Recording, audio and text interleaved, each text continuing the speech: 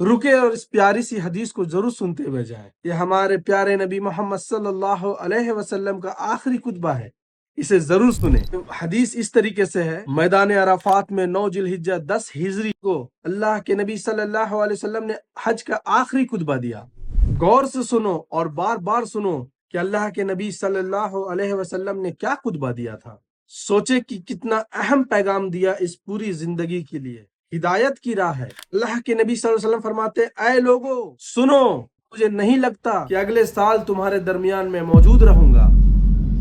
میری باتوں کو بہت غور سے سنو اور ان کو ان لوگوں تک پہنچاؤ جو یہاں نہیں پہنچ سکے۔ اے لوگو، جس طرح یہ آج کا دن، یہ مہینہ اور یہ جگہ عزت اور حرمت والا ہے، بالکل اسی طرح دوسرے مسلمانوں کی زندگی، عزت اور مال حرمت والا ہے۔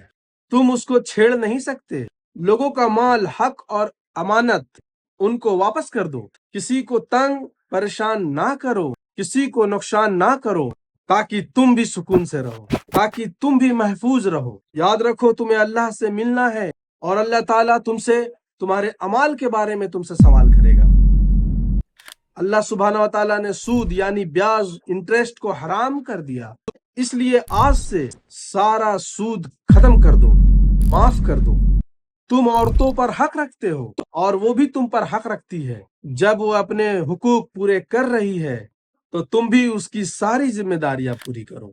عورتوں کے بارے میں نرمی کا رویہ اختیار کرو، کیونکہ وہ تمہاری شریکت دار یعنی کہ پارٹنر یعنی بلوز تمہاری خدمت گزار ہے۔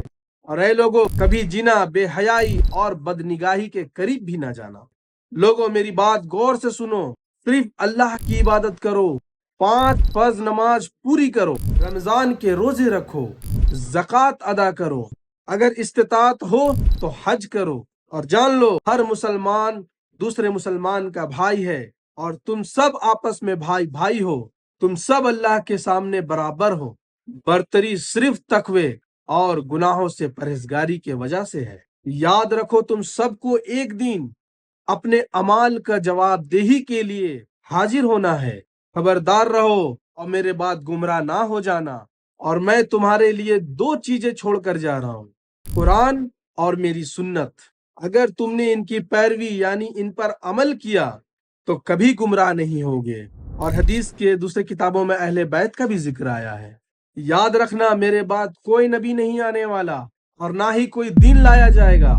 میری بات اچھی طرح سمجھ لو، سنو، تم جو موجود ہو اس بات کو اگلے لوگوں تک پہنچانا اور وہ اس بات کو اگلے لوگوں تک پہنچائے۔ اور یہ ممکن ہے میری بات کو پہلے والوں سے بہتر سمجھ کر اس پر عمل کرے۔ پھر آپ صلی اللہ علیہ وسلم نے آسمان کی طرف اپنا چہرہ مبارک کو اٹھایا اور کہا کہ اللہ تو گواہ رہنا، میں تیرا پیغام بندوں تک پہنچا دیا۔